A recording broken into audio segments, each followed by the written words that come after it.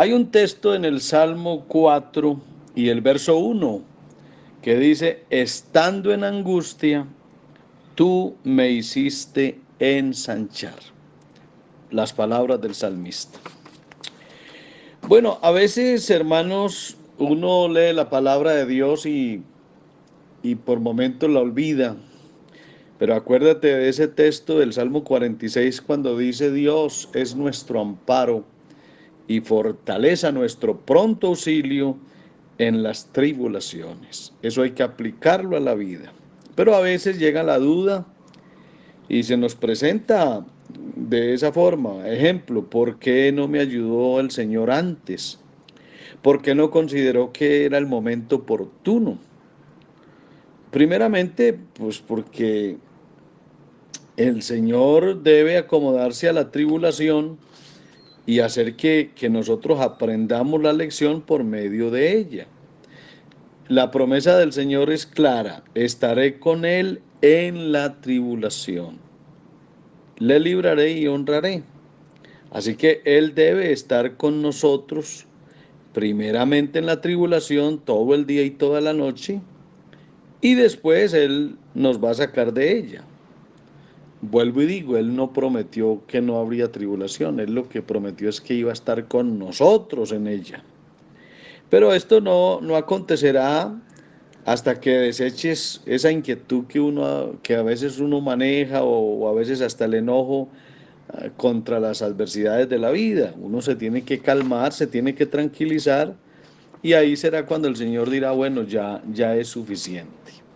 Entonces Dios usa esas dificultades de la vida para enseñarnos grandes lecciones y el propósito siempre es educarnos. Ahora, cuando esas dificultades o tribulaciones o adversidades hacen el trabajo, entonces se recibe una recompensa gloriosa porque esa dificultad se vuelve como una mediadora. Es decir, en la adversidad hay un gran gozo y un verdadero valor. Y el Señor no considera esas tribulaciones como dificultades, sino más bien como oportunidades. Qué bueno saber que las crisis normalmente generan oportunidades. Alguna vez se le oyó decir a un anciano una frase muy sabia. Él dijo, cuando Dios te prueba, entonces es la ocasión oportuna para probar a Él, poniendo a prueba sus promesas y reclamar de Él lo necesario para vencer tus pruebas. Es decir, Dios te prueba a ti por medio de la adversidad y tú lo pruebas a Él en esa adversidad para que Él te bendiga. Ahora, cuando llegan los momentos críticos de la vida, hay dos caminos.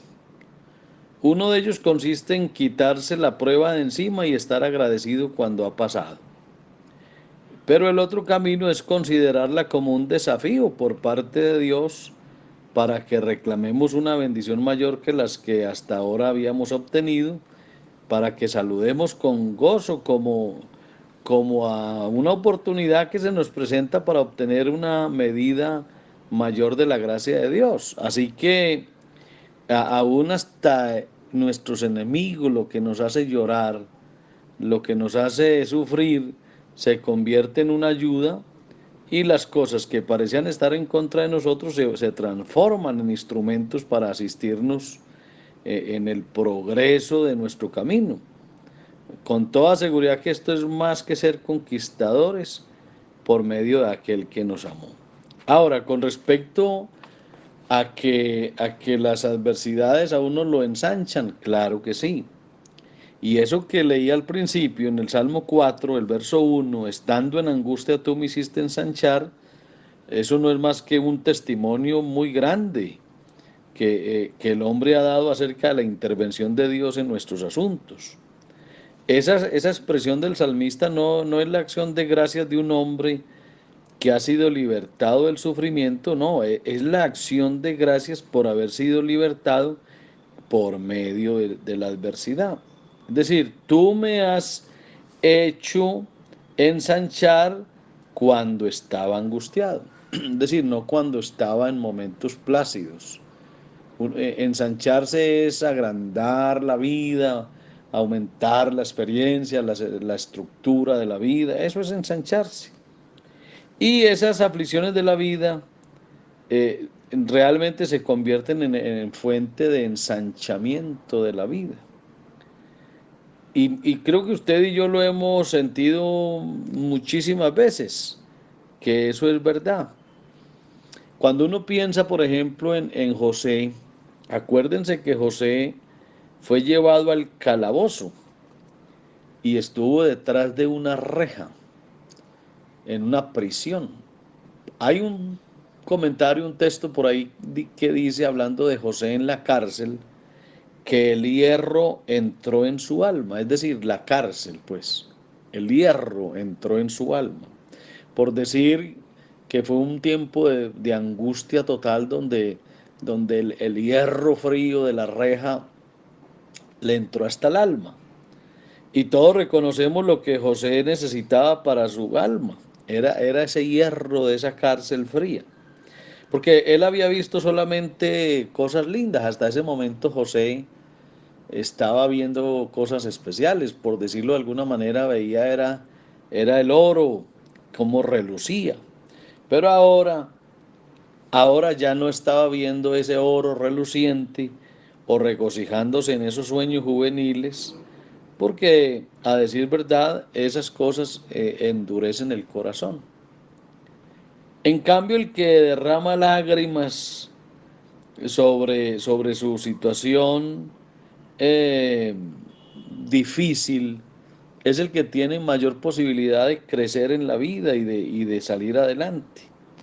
Esa es la gran verdad. Entonces lo que uno necesita para ensanchar esta naturaleza, para que tomemos el ejemplo de José, no es el oro, sino el hierro.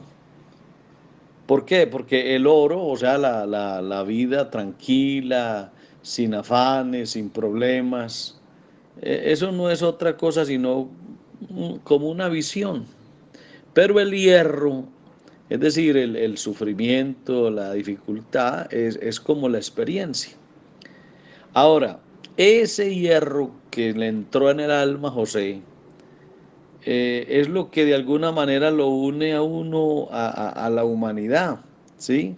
A la gente, lo hace comprender la situación de las personas.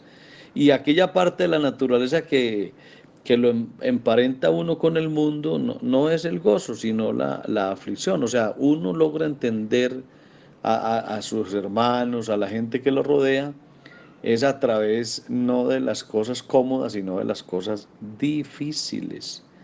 Por eso alguien dijo que el oro, o sea, la vida sin dificultades es parcial, pero el hierro, o sea, la adversidad, eso es universal. Por eso, si yo quiero a ensanchar mi vida, es decir, agrandar mi vida, mi carácter, mi fuerza, si me quiero extender y estar en contacto con las personas y ser de bendición para otros, entonces yo también tengo que entender que me voy a tener que someter a situaciones difíciles. Ese calabozo de José, acuérdense que allá lo llevaron por una situación compleja con la esposa de Potifar. Ese calabozo fue el camino que lo condujo al trono.